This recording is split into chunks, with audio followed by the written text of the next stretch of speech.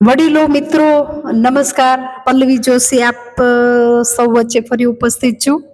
Mental health ઉપર છેલ્લા 95 વર્ષથી અવિરતપણે સેવા કાર્ય કરતી મેન્ટલ હોસ્પિટલ મરોલી દ્વારા મરોલીના આજુબાજુના ગામડામાં મેન્ટલ હેલ્થ અવેરનેસ કાર્યક્રમ અવારનવાર યોજવામાં આવે છે. આ કાર્યક્રમ દરમિયાન એક ઘટના અમારી સામે આવેલ છે, જે જલાલપોર તાલુકાના મિર્જાપર ગામની છે.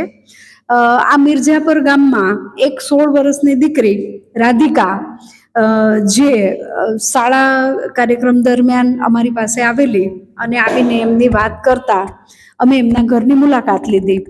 રાધિકાના ઘરની મુલાકાત લીધી ત્યારે અમારી ટીમે જોયું કે જેને ઘર કહેવાય એ ઘર તો ત્યાં હતું જ નહીં, પણ એક ઝૂંપડું, એ તૂટેલું ફૂટેલું, અને એ ઝૂંપડાની અંદર 4 દિવાલ સિવાય લગભગ કશું હતું નહીં. અને ઘરવખરી પણ એક પણ હતી નહીં. અમે એમને આ મુલાકાત લીધી અને રાધિકાને એમના ભવિષ્ય માટે પૂછ્યું તો રાધિકાનું એક સ્વપ્ન છે કે એમને આગળ ભણવું છે. એમના આ નિર્ણય ઉપરથી અમે એમને પૂછ્યું કે તું કેટલામાં ભણે છે, ત્યારે એમણે કીધું કે 10મા ધોરણમાં. અને આટલા બધા સંઘર્ષો અને જવાબદારી વચ્ચે પણ રાધિકાએ તાજેતરમાં જ 10મું ધોરણ પૂર્ણ કરેલ છે. રાધિકા એ છે 16 વર્ષની, પણ એમની જવાબદારી છે એ બહુ વધારે છે. જેમ કે એમના માનસિક બીમાર મમ્મી, એમના મનોદિવ્યાંગ દાદી, નાની અને 6 વર્ષનો ભાઈ. એમના પરિવારમાં કમાનાર વ્યક્તિ તરીકે માત્ર એક રાધિકા છે. એમના દાદા અને પિતાનું ઘણા સમય પહેલા અવસાન થઈ ગયેલ છે. સરકારી એક પણ સહાય એમને આજ સુધી મળતી નથી. રાધિકાના ઘરની અંદર અમે સામાન ચેક કર્યો તો સામાનમાં લગભગ કશું હતું નહીં.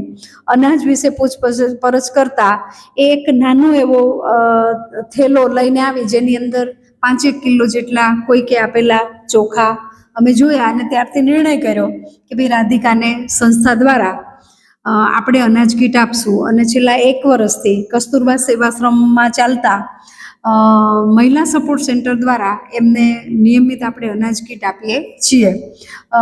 સાથે સાથે એમના માનસિક બીમાર મમ્મી મીનાબેન હળપતિને છેલ્લા 1 મહિનાથી મેન્ટલ હોસ્પિટલમાં સારવાર અર્થે લાવેલ છીએ.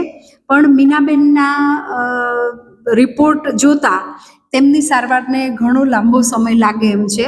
પણ અને એમની આ સારવાર માટે એમને લોકફાળાની અને આપના સાથ સહયોગની જરૂર છે.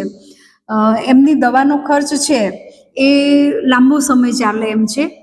તો મારી આપ સૌને એક નમ્ર વિનંતી છે કે મીનાબેનને માનસિક સારવાર માટે જો આપ સૌ તરફથી સહયોગ મળે તો મીનાબેનનું પણ આપણે પુનઃસ્થાપન કરી શકીએ અને રાધિકાનું સ્વપ્ન પણ પૂર્ણ થાય. તો આપ સૌ રાધિકાના આ સ્વપ્નને પૂર્ણ કરવા માટે સંસ્થાને મદદ કરી અને રાધિકાના પરિવારને બેઠું કરવા પ્રયત્ન કરશો. નીચે સંસ્થાનો સંપર્ક નંબર અને એકાઉન્ટ નંબર અને સ્કેનર આપેલ છે. આપના દ્વારા આપેલ આર્થિક સહયોગ એ જે તે હેડ નીચે જ વાપરવામાં આવશે. અને આપને આપ સંસ્થાની મુલાકાત પણ લઈ શકો છો અને રિપોર્ટ પણ લઈ શકો છો. સંસ્થા એ કરમુક્તિ નીચે પણ રજીસ્ટર કરેલ હોવાથી આપના દાનને કરમુક્તિમાંથી રાહત પણ મળશે. તો આવો આપણે સૌ સાથે મળી આવા પરિવારોને મદદરૂપ બનીએ. આભાર.